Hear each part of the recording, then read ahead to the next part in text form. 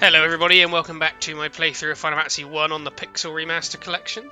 We're going to be getting started pretty quickly today because I've realised I have not picked up the haste spell. So we're going to head back to Elfheim, I'll show you the route here, and we're going to go to the higher tier Black Mage shop there. So we're going to go to the higher tier Black Mage shop there and grab the haste spell because it's going to be useful. It's going to be useful for some upcoming encounters that are going to come up soon. So, showed you the route back, and we'll just head on over to the Black Mage shop. Nope, not this one, it's the one over in the top left. And there's no new dialogue, I don't think, from any of the characters. No, same as what it was before. So we'll go in here and grab the haste spell now. So yeah, it's definitely something I should have picked up a while ago when I came here, but I completely forgot to grab it, forgetting that it was going to be useful for some upcoming boss fights, and just because I'll grab Confuse as well. But there's nothing else we really need in this city. I'll have a quick look at the White Mage spells, but I don't really think any of these are too useful, but I'll pick up Null, Frost and Vox just in case, but I don't think these should ever really come up, but I mean, I'm here, so why not? So I will meet you back where we started the episode off. So here we are back, and this is basically the start of today's episode after doing that little bit of backtracking. So everybody's hit up to level 26, and we've just picked up some new spells, so we're going to be getting ready to proceed onwards. Now that we've fixed the problem with the Earth Crystal, we're going to be moving on towards the next set of crystals. So, it's time to go sailing again, as will be a large chunk of this episode. So we're going to head all the way to the left, hopefully dodging as many encounters as possible. We're going to keep heading left and we'll come over to the other side of the continent. Because these maps are, they join at each corner. So here we are over here now, and then we want to go south and into the docking station. So over from the docking station, we're going to head south, and we're looking for the crescent shape that you can see on the map if you can see that in the top right. And there's a town right in the centre of it. But otherwise, there's some encounters in this area that I'm also looking for, so I'm going to be going around for those currently until we go before I go into the city. I believe it's only one, but it's potentially two encounters here that I'm looking for. I need to double check. And Ankheg is one of them. They're basically just like giant scorpion type things. Bit tankier than anything we fought so far, so the warrior and the monk may not take them out in one hit. But a good fire spell from the Black Mage should do a lot of damage to all of these. They inflict poison, as are most enemies in these areas from what we know that they look like. So a good fire cast on the Black Mage here, and solid damage on them all, so another hit on each of these should take them out. But nothing too concerning, like with the rate we've been going through the game, the amount of encounters we've done, there should be nothing that's too dangerous for you to fight at this point, with the exception of one enemy much later into the game. Because as long as you don't avoid encounters or turn encounters off, like you should almost always be a higher level or the same level as everything we need to deal with. So let's head on into the city. So here we are in the city town called Crescent Isle. The first thing we're going to do is go and heal up in an inn, as is the typical process we do anytime we visit a city, either for the first time or a revisit. But after this, there's going to be a couple of shops we're going to go around and visit and just talk to the NPCs just to pick up whatever dialogue there is. But directly on the left here is the item shop, so we'll go in here and restock on all our resources. With the amount of gil we have now, it's quite easy just to be carrying around 99 of any item that we need, so potions, ethers, antidotes, gold needles and whatnot. You can carry as many as you want. I tend to go 99 on the healing items and then up to 50 on all the items that heal us for a specific thing, like antidotes and gold needles, because those should come up less frequently, but they're still a problem when they do. So in the armor smith, nothing majorly new. Mithril gloves is an item we can equip on the warrior, and the buckler is a worse piece of equipment than the shields we already have, because we have a mithril shield, but I'll buy it anyway just to make sure I have one of each. And then we'll head on out. Over here is the temple, but we don't need that yet, so let's go to speak to this person first, just to see what's going on. She complained about her husband. But let's have a look at what's in the armor, the weaponsmith. So, mithril sword, an improvement for the warrior, and then a mithril axe is also an improvement for the warrior, but I will go with the sword over the axe because the minor damage increase I don't think is worth the accuracy decrease. I'd always rather hit things than do a little bit more damage but risk missing more often. This is somebody asleep up on the top. So in the white mage shop, there's Stoner, Exit, Protectora, and Invisora. Nothing amazingly useful. Stoner's fine in case we start suffering from that, but we've got enough gold needles to not be a problem. Exit's pretty good if you just wish to leave a dungeon, but I don't recommend it because going through all the encounters you can do is normally more useful just for the XP and grinding, especially because we need all of the party to hit level 50 for one of the achievements. As for the Black Mage shop, we're definitely grabbing Thundergut, and I'll grab Quake, although it's not likely something I'll use very often because it will either kill all of the enemies or completely fail. Or it might hit them all individually, but it's an instant kill spell that just isn't that useful. So you may not entirely notice it, but the way we're meant to go is through the right side of this city, and then you're through the trees, and you'll find a whole group of sages. So there's one specific one we need to talk to, but we'll go around the loop and speak to them all.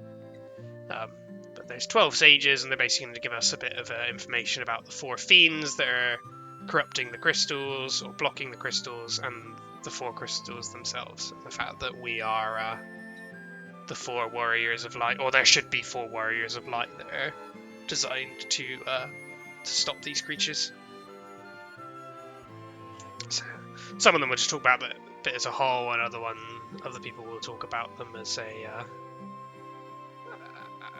a collective group, and they give us some ideas of where the next one is. So the Fiend of Fire there is in Mount Gulag, and then they thank us that we've already beaten the Fiend of Earth, which is awoke the Fiend of Fire, so we're going to have to go and deal with Fiend of Fire, but into doing so we need a canoe, so they're going to give us that now.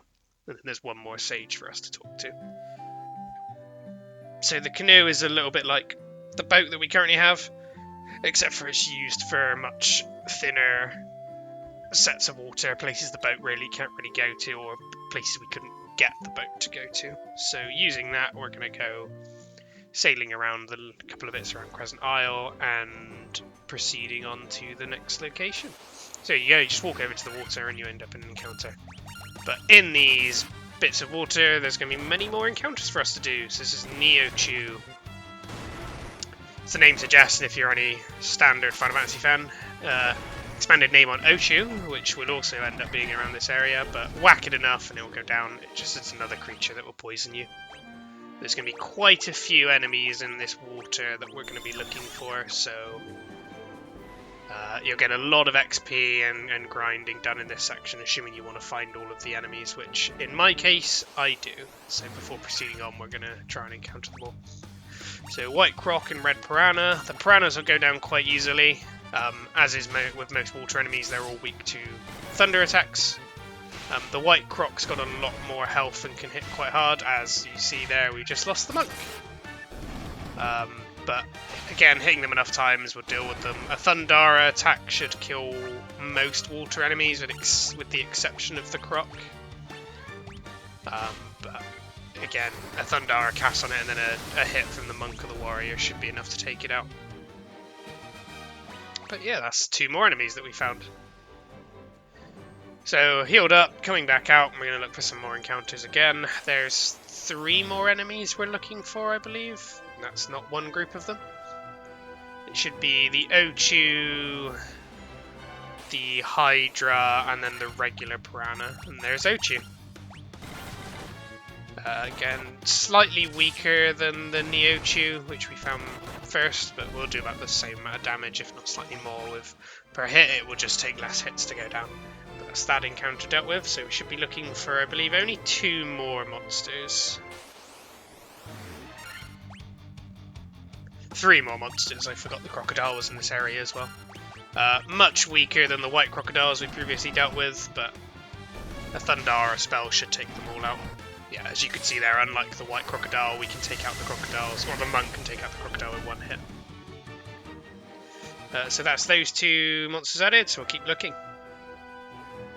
Been going back and forth a lot, healing up, and this time I'm just going to say I'm going to proceed onwards to where we're going, and if I can counter what we're looking for, I do. And just like that, we find it. There's two piranhas in the middle. But this is quite the big engagement with a lot of enemies here, so I think the black mage is going to have to be out here and just hopefully take them all out in one go. Thankfully we got a preemptive strike, so we get to act before everybody else does. But one hit on them all, and they're all gone. Easy peasy. Black mages come massively in clutch for encounters like this because they will take out most things that you're trying to deal with in one go. So now we want to proceed up through the water and to the left. There's only really one way for us to go now because north takes us to a dead end, so just sail all the way to the left and head down, and then there's a volcano, which if you remember from earlier, they said we're looking for the fiend of fire who was hidden away in a volcano, so that's going to be here. So I'm just going to make a quick save before we go in. Might as well heal up with a tent as well, just to make sure everybody's fully statted.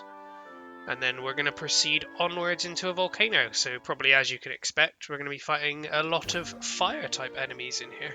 So all healed up, so let's go into Mount Golg. So as you can see on the floor, there's some regular tiles that we'll walk on, and then there's actual lava on the floor. You can walk on the lava tiles, but you will take, I think it's 1 point of damage per time. So immediately encountering a new enemy, Horned Devil. There's going to be quite a few encounters in the mountain that we're looking for because it's a whole new section. We've not really encountered many fire type enemies in the game so far, if any. These are just bigger versions of the gargoyles, a little bit tougher and will cast fire attacks at you, which shouldn't be too significant. The monk's probably the main character that will take the most damage from them. As I said, you can walk on these lava tiles, you'll take damage as you do, but you will not get any encounters while walking on the lava. There's only one way to go on the first floor. But here on the second floor, we're going to want to head through the doors up here, and there's a whole new section with some chests that we're going to be hunting for. So just double checking my bearings, making sure I've got everything I need, but yeah, you can see there's an immediate chest there and some more. There are regular enemies that we've already encountered that will spawn as well, such as the hill Gigas and the lizard, if you saw that immediately from the fight. And we're going to encounter our first set of enemies in a chest, similar to when we were in the Cave of Earth. We're going to fight fire elementals this time instead of earth elementals. But nothing too significant of a threat. A couple of hits will take them down. If you're really worried about taking them out, just cast Blizzard on them. Ice spells are the way to go here if you want to cast them. We get a Mithril Helm from the chest.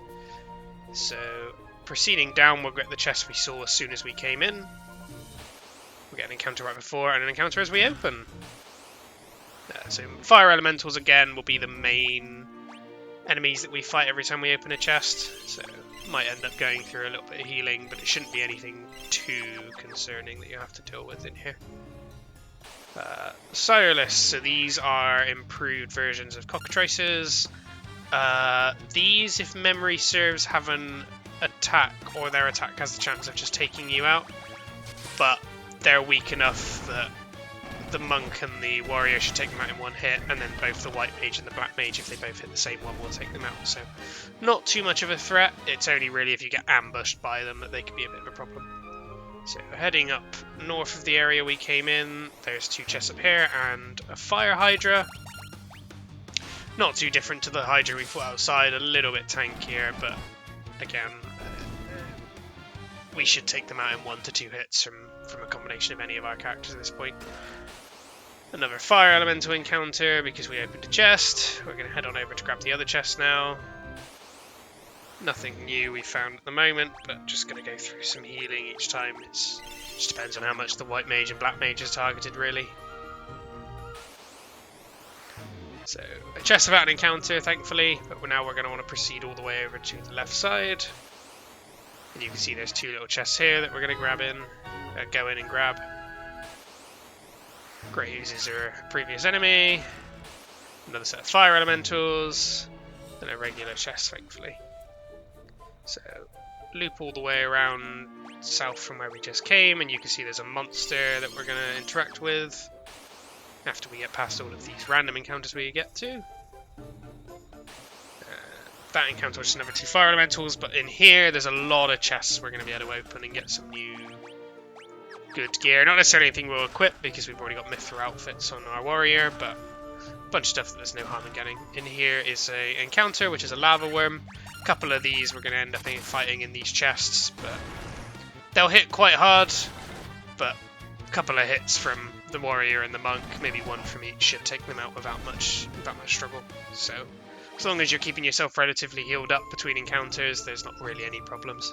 And after I grab these last few chests here, that's everything we need in this area. So another lava worm, and then a third lava worm. But that should be all the encounters from these chests if memory serves. So mithril shield, mithril axe, and phoenix down. So a lot of items I've been buying as we've proceeded around the game are things you don't necessarily need to buy, but I like buying them just in case. And just so that I make sure that if there's a chest I miss or something, I have that item, or if I forget that one of the items are in the chest, I still have it. As you may have noticed, sorry, I just need to rest up the monk there because he got taken out by the Pyrolisk. As you may have seen, I have kept the rune blade on instead of the mithril sword, which is just slightly more damage. The reason for this is the rune blade does more damage against enemies that are classed as spellcasters. So every time we encounter an elemental, the rune blade would do more damage than the mithril sword would do. But now we're ready to proceed down to the 3rd floor.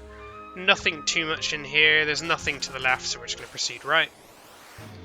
We'll take damage as we're proceeding through, but nothing for you to explore or visit around. We'll just need to head for the stairs. So a nice level up, so we're proceeding our party through. We're pretty solidly levels, probably slightly above the level required to be at this section. There we are on floor 4. You can see there's another section of this floor that we can't currently get to, but we'll be there later. The section that we're in just needs us to proceed over towards the stairs. But we're going to be running over a lot of fire to do so, so the party will be taking a fair bit of damage. But nothing over here to get. I can't remember if there's an encounter we're looking for on this floor, and yes, there is. The first one I find, the Hellhound. Again, improved versions of the Hydra as we fought, at least I believe, if memory serves, that was the name of them. They can cast a multi-hit minor fire spell called Blaze, so as you saw there, it does like 20 to 30 damage to the whole party. Nothing too much to worry about, as long as, again, you've kept yourself healed up. And then here's the other enemy we're looking for in this area, the Fire Lizard. So that, again, casts the same thing as the Hyenas we just fought, Blaze, which is multi-hit again. But nothing too concerning, but that should be all the enemies we need to find on this floor. And I believe these enemies only spawn on this floor, and the higher numbers, they won't really spawn on the first 3 floors that we were on. As you can see now, we've done the bestiary up to 64, so we're about halfway through. So now we've gone back up to B3, but we're on a different side of B3 now. So Ogre Mage, I believe I've encountered this before, but I skipped over the fight, so I just decided to show it off here. They're annoying that they can cast Sleep on your party, but other than that, they don't do anything too significant. So proceed left, and then we want to go down, and then the route all the way to the left should take us to an area where we can grab some items. Just keep going, not all some items to where the actual floor is. There's no high chests on this one. Back down to B4, and we want to go inside the first room for 2 chests. Of course, there's monsters in them. So at this point, you'll start getting a mix of fire elementals and lava worms and the fire lizard in this case, just for some nice gear. But I think we've encountered all of the enemies we're looking for in this area now, with the exception of the boss that's obviously going to be at the end. So looking through at the map, you can see there's a couple of doors, which are obviously going to take us to rooms from the chest. And at the very southmost exit, there's another set of stairs. So the first area we're going to want to go to is the leftmost side of this section. So we'll proceed over there. On the way, though, we've got this set of doors here, and I've got some more healing up to do because we've gone through a lot of encounters. It'll typically be the monk that's taking the most damage for you at this point, just because of his defense stat. So, first chest in the middle room, and then we're going to want to proceed left and go to the room that's up and over here. Fire Gigases. There was an enemy that we were missing. Don't know how I forgot these, because there's a lot of Gigases around. They'll hit harder and take more damage than the hill Gigases we previously fought, but as long as they target your warrior or your monk, you should be able to weather it. If they hit the white mages or black mages a couple of times, they might go down, but you should be in a state that you can always heal up any damage that's needed. And in here, we're going to get 5 chests and the ice brand, which is a nice piece of equipment for the warrior. The flame shield and some more monsters. And that one gives us more gil. So the ice brand here is nice because a lot of the enemies we're fighting are obviously fire enemies, which means that they're weak to the ice attribute, so it just means a warrior has that on by default. But whether or not you equip it is up to you. So yep, now we're going to proceed back to where we came, and then we want to go down and to the right, and there's going to be 2 rooms there we're going to get, and then as we proceed to the exit, there'll be another room that we're going to visit. So just a fair bit of running and encounters on the way now as we proceed over there. So just going to get running, go south now, head right, and then into the first room. There's going to be 2 chests and a monster in here. The monster is the lava worm, which we've dealt with multiple times, and then 2 chests of 1150 gil. And then up, there's another room we're going to go to on the right. In here, and now we get 3 chests. So potion, 2000 gil, and a cottage. Nothing amazing that we'll use, but nothing I can really knock on. Now I want to go south from the central room we just came from. South. And then heading right, there'll be another room, and then we'll go south again to the exit of this floor. Man, we get so many encounters, it's like every 10 to 15 steps. Plus all the chest encounters we keep getting, like these 2. But yeah, that's all the chests on this floor, so we're good to proceed further down into the mountain now. The volcano, whichever it's technically classed as. And this should be the bottom floor. So in here, as you can see, there's a lot of different directions we can go, but we're going to start by going left. We go all the way left and into a room, and there's going to be a monster in here that we're going to have encounters before we get to it, and then we'll take on the monster.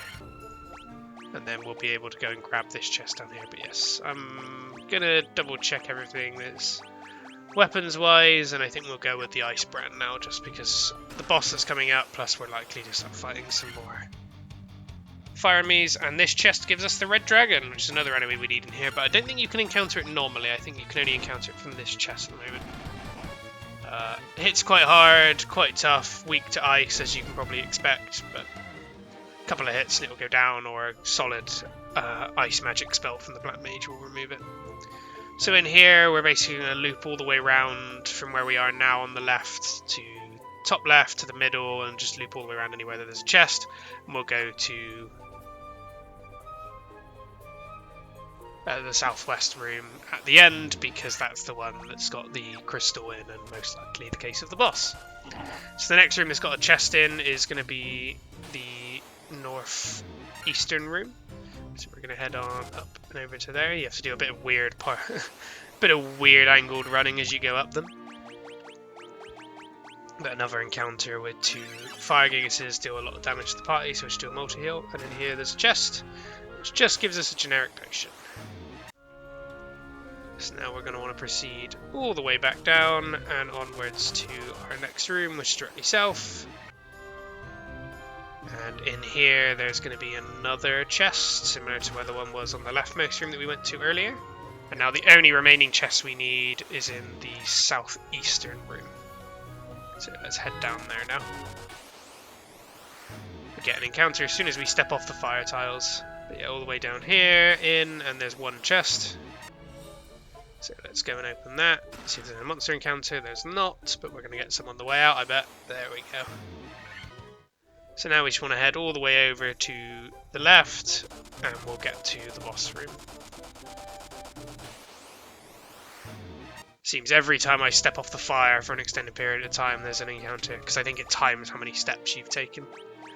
So as you can see, there's an orb in here, similar to when we fought Lich, so I'm going to make sure I'm healed up, and we'll probably do a quick save, just in case something terrible happens. Not that I expect it to. And we will fight the Fire Fiend. So you are the ones who defeated the Fiend of Earth and roused Marilith from her slumber.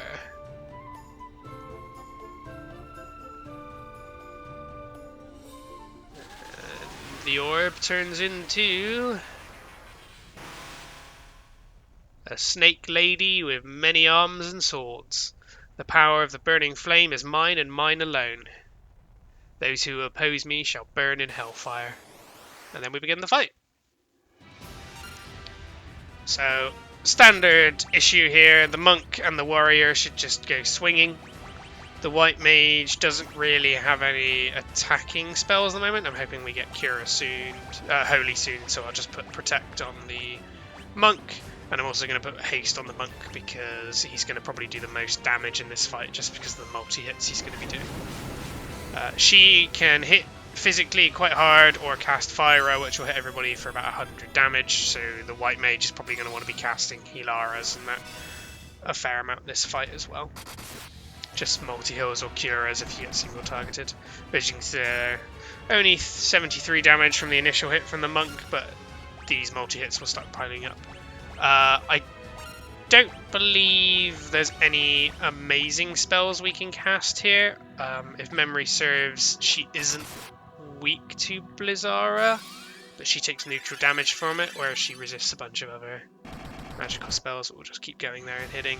As you can see there, the monk this time did 183 damage, but took a lot of damage in return, so we're going to need to heal him up, hopefully, before Marilith gets another attack. Because I'd prefer not to have to waste some turns doing Phoenix down and heals on the monk. But yeah, we can do Temper on the monk as well, just to increase his attack stat. She can inflict darkness on the whole party as well, depending on how many it hits. Only hits the warrior, but as I found a lot with this game, regardless of how much you get inflicted with darkness, you still tend to hit almost all of the time. Can't remember a time I've missed when I'm in darkness on previous playthroughs, so it's not anything too major to worry about, and it will heal off after the battle. But yeah, some solid hits from the warrior and the monk. Just keep bumping up his attack, and with a haste cast on him, you'll start doing like 200 to 300 damage per swing, and she'll go down in no time. So that is our second fiend eliminated, and all without too much trouble. So now we can restore the fire crystal. So from the looks of it, we're halfway to being done. So it gets a nice red glow again, and we get a flash, and we'll do a fist bump to know that we're done, or that it was all successful. So we can just interact with the fire crystal, see what it says. Yeah, it's just the altar of fire from which the power of fire impels forth. And then similar to the earth cave, we can stand on this, interact, and we get taken outside.